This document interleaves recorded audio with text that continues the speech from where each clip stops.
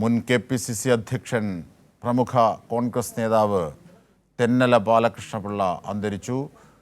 95 വയസ്സായിരുന്നു. ഇപ്പോൾ നമ്മോടൊപ്പം രമേശ് ചെന്നിത്തല ഉണ്ട്. രമേശ് ചെന്നിത്തല എല്ലാ ഘട്ടങ്ങളിലും രാഷ്ട്രീയ മുഹൂർത്തങ്ങളിലൊക്കെ വളരെ സാത്വികമായൊരു മുഖമായിരുന്നു അദ്ദേഹം. അദ്ദേഹത്തിൻ്റെ പ്രൗഢഗംഭീരമായ സാന്നിധ്യം തന്നെ ഏത് പ്രക്ഷുബ്ധമായ സാഹചര്യത്തെയും ശാന്തമാക്കുമായിരുന്നു.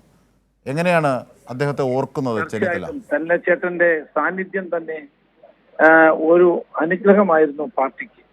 ഏത് വെല്ലുവിളി നിറഞ്ഞ കാലഘട്ടത്തിലും പാർട്ടി പ്രവർത്തകർക്ക് എല്ലാവരെയും യോജിപ്പിച്ചു കൊണ്ടുപോകാൻ കഴിയുന്ന നേതൃത്വമായിരുന്നു അദ്ദേഹത്തിൻ്റെത്.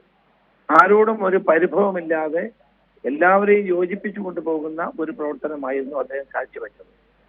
അദ്ദേഹത്തിന്റെ കയ്യിൽ നിന്നാണ് ഞാൻ പിന്നീട് KPCC പ്രസിഡന്റ് ആയത്. പക്ഷെ അദ്ദേഹം മാറിയ ശേഷം എനിക്ക് പരിപൂർണമായ പിന്തുണ നൽകിയിരുന്നു. എന്നെ എല്ലാ കാര്യത്തിലും അദ്ദേഹം സഹായിച്ചിരുന്നു.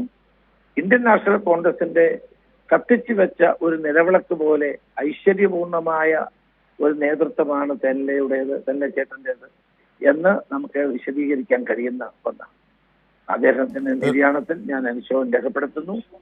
പാർട്ടിക്ക് താഴെ തലത്തിൽ നിന്ന് പ്രവർത്തിച്ച് പാർട്ടിയുടെ ഉന്നത തലങ്ങളിൽ വരെ എത്തിയിട്ടുള്ള അദ്ദേഹം എന്നും പാർട്ടിക്കൊരു മുതൽക്കൂട്ടായിരുന്നു.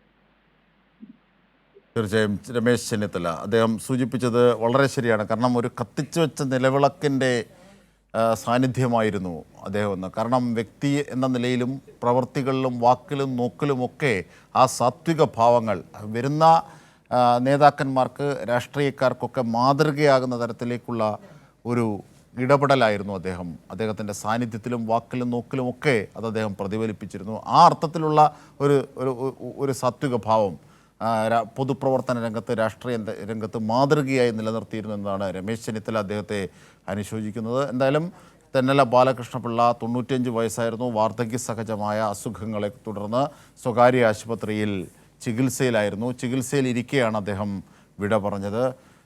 തെന്നല ബാലകൃഷ്ണപിള്ള അന്തരിച്ചു.